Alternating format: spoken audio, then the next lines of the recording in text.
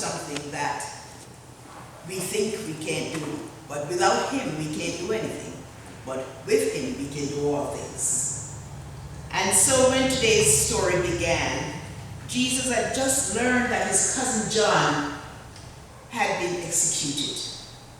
And he attempted to get away by himself, perhaps to pray and to grieve the situation. But the crowds followed him. You know, wherever Jesus went, crowds were always following. No doubt many of them had heard of John's death, and they were hungry, but not just for food, but at this point, they were hungry for a word of hope in the midst of tragedy. And in spite of this intense grief, Jesus had compassion on the crowds and cured those who were sick. You see, Jesus had the ability to put aside his own needs and desires in order to help those in needs. And sometimes that is what we're called to do. We have to put our own needs and our own desires aside sometimes to help others. It's not always about us, it's about him. And when he calls us to do a job, sometimes we wonder what another audacious thing to ask. Because when he said, when the people were gathered together and the disciples saw that it was getting late, they wanted to send them away into the village to get some food. But Jesus replied, they do not need to go away. You get them something to eat.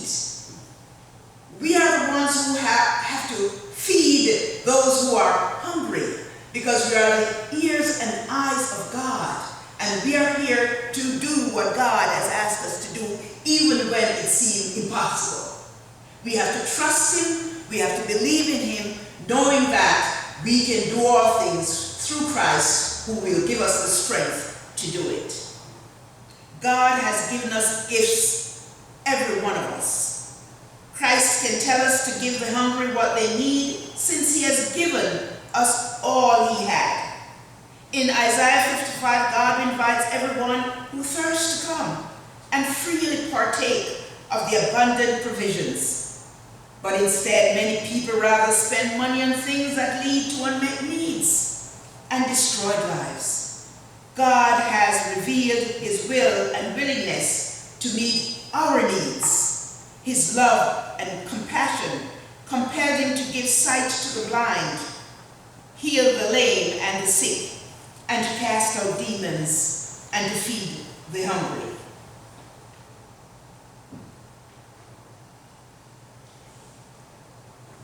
Today, many people are more concerned about themselves than about Jesus Christ. They are more concerned about the experiences of miracles and healings than about the love and compassion of Christ. Our focus on Christ reveals the importance of his word and his promises.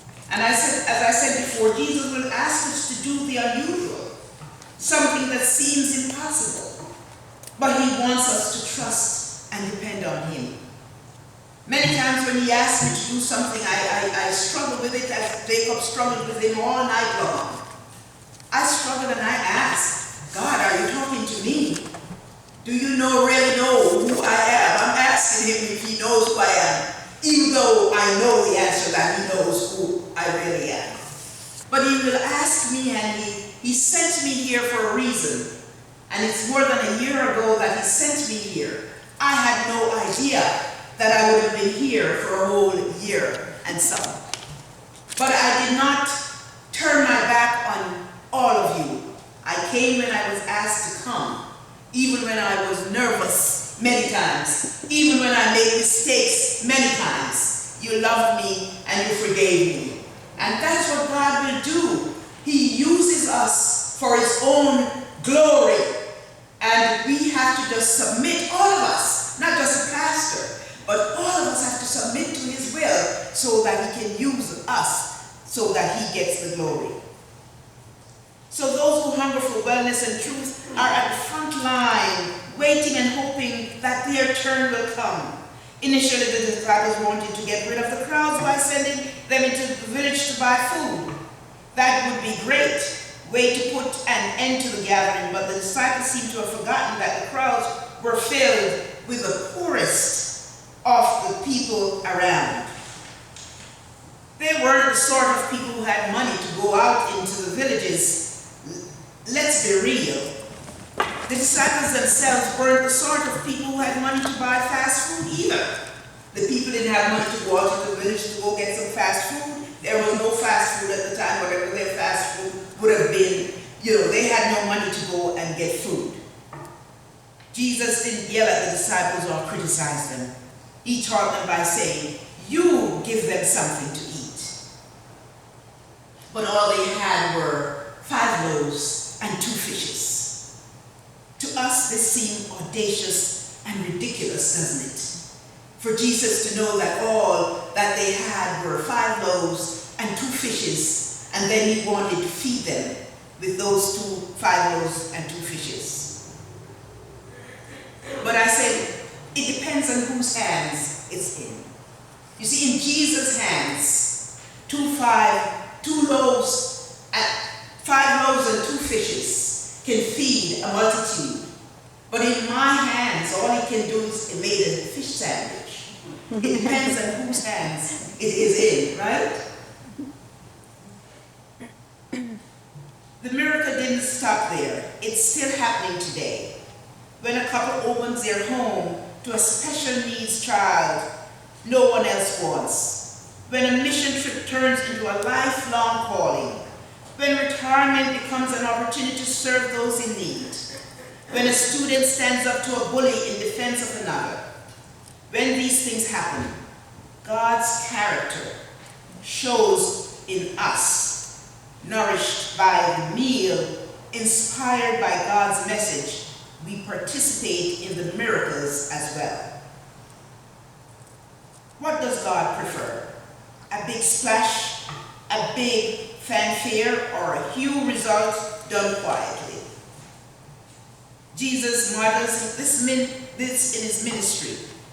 Jesus goes to a wedding at Cana. You remember when he went to Galilee and made sure that wine didn't run out? But first he asked them to fetch the water pot. He always asks us to do what seemed impossible. But all we have to do is obey. Because that's what he did at Cana of Galilee. First he said, fill the water pot with water. And he made the best wine. That everyone was amazed that the best wine was kept for the last. If you don't trust him, then you wouldn't go and do the things that he says do, and you would not know what the end would be.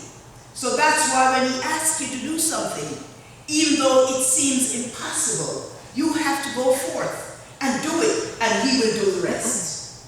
You have to put your faith and trust in Jesus. So on a hillside surrounded by 5,000 men, besides women and children, surrounded by perhaps 15,000 people, hungry, Jesus took, blessed, broke bread, and gave out the loaves and fishes. And all ate and were filled. These people, many of whom struggled to get a decent meal from one meal to the next, all ate and were filled. And indeed, there's so much food that there's 12 baskets leftovers. I would say 1 for each of those disciples. You see, not only the people who received it were blessed, but the people who gave, they were also blessed exceedingly. Because there was more than enough for the people there. There were several baskets left over to spare, whether it's for another day or for the disciples to take home to their family or whatever. That's the kind of God we serve. That's the Jesus that we serve. He always gives us more than what we can think or imagine. Food is a necessity for us, but it isn't just about nutrition. This is not just a recent phenomenon.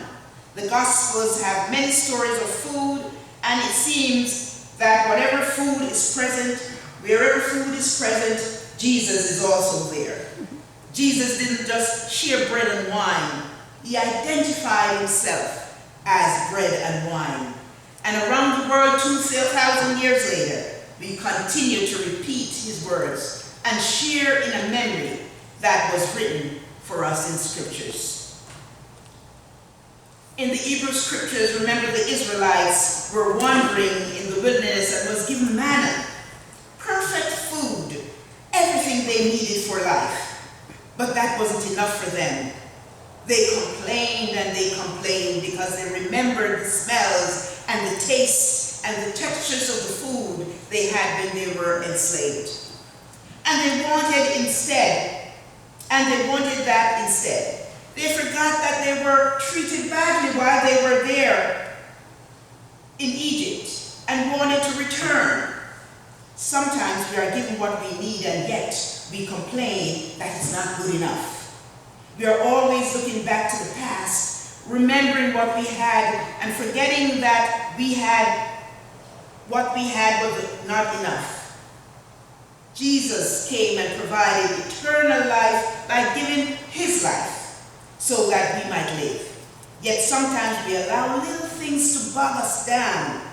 He invites us to come and dine with him, but we complain that our favorite food is not on the menu. In Jesus' hands, all things are possible. Those who serve and those who are served are blessed with more than enough. That's very important to remember. Those who serve and those who are served are blessed with more than enough. No one is left out. We are all blessed when Jesus shows up.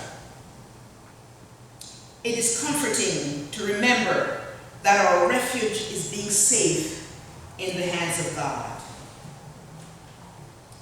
And I want to ask you this morning, in whose hands are you placing your faith, your trust, your hope, your life, everything that you have? A rod in Moses' hand can part the Red Sea. A rod in our hands will keep wild animals away. You see, it depends on whose hands it's in. A slingshot in David's hand and a mighty weapon is a mighty weapon. A slingshot in a boy's hand is just a toy. It depends on whose hands it's in. A basketball in my hands is worth $20.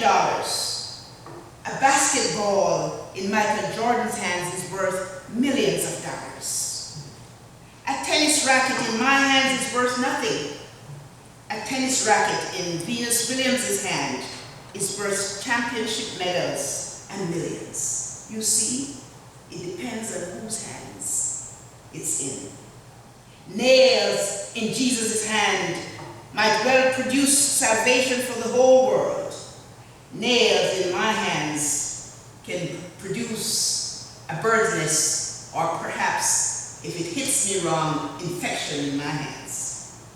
It depends on whose hands it's in. 2 loaves, 2 fishes, and 5 loaves of bread in Jesus' hand can feed a multitude. That's what this is all about today. As you can see, it depends on whose hands it's in, so we can put our fear, our worries, our hopes, our dreams, our families, and our relationship in God's hands. Let's give God some praise because he holds the whole world in his hands. Loaves and fishes, nothing fancy, but it met the needs of the thousands gathered there to see and hear Jesus. It doesn't have to be fancy. It doesn't have to be loud. It can be quiet, and yet it will meet your need. Instead of everyone trudging all the way back to their homes for a meal, they got to experience a miracle with Jesus. It depends on whose hands it's in. And as I close, what a marvelous multiplication. What a miraculous multiplication with leftovers to spare when we place everything in Jesus' hands.